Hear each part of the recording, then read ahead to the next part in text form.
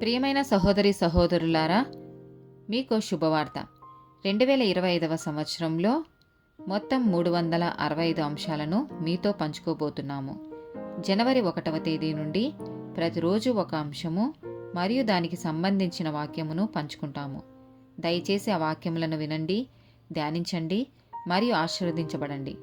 దయచేసి సబ్స్క్రైబ్ చేయండి మరియు మీ స్నేహితులతో పంచుకోండి. ధన్యవాదాలు.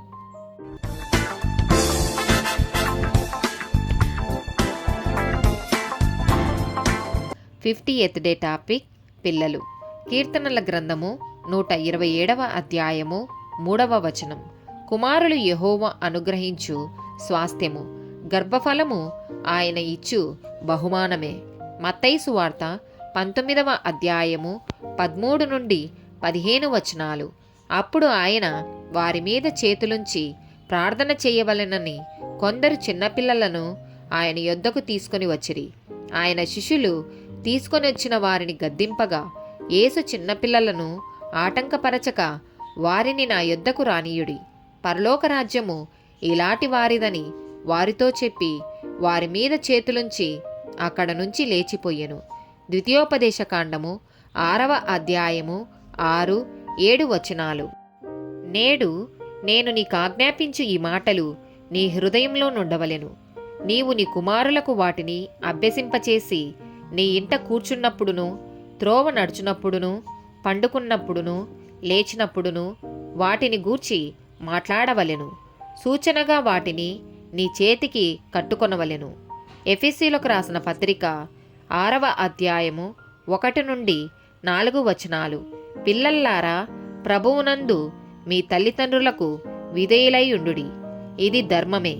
నీకు మేలు కలుగునట్లు నీ తండ్రిని తల్లిని సన్మానింపుము, అప్పుడు నీవు భూమి మీద దీర్ఘాయుష్మంతుడవగుదువు. ఇది వాగ్దానముతో కూడిన ఆజ్ఞలలో మొదటిది. తండ్రులారా, మీ పిల్లలకు కోపం రేపక ప్రభువు యొక్క శిక్షలోనూ బోధనలోనూ వారిని పెంచుడి. కొలస్సీలకు రాసిన పత్రిక 3వ అధ్యాయము 20-21 వచనాలు. పిల్లల్లారా, అన్ని విషయములలో మీ తల్లిదండ్రుల మాట వినుడి, ఇది ప్రభువును బట్టి మెచ్చుకొనదగినది. తండ్రులారా, మీ పిల్లల మనసు కృంగకుండునట్లు వారికి కోపం పుట్టింపకుడి. సామెతల గ్రంథము 13వ అధ్యాయము 24వ వచనం. బెత్తము వాడని వాడు తన కుమారునికి విరోధి, కుమారుని ప్రేమించువాడు వానిని శిక్షించును. సామెతల గ్రంథము 22వ అధ్యాయము 6-15 వచనాలు. బాలుడు నలవవలసిన త్రోవను వానికి నేర్పుము, వాడు పెద్దవాడైనప్పుడు దాని నుండి తొలగిపోడు. బాలుని హృదయములో మూఢత్వము స్వాభావికముగా పుట్టును, శిక్షాదండము దానిని వానిలో నుండి తోలివెయ్యును. సామెతల గ్రంథము 23వ అధ్యాయము 13-14 వచనాలు.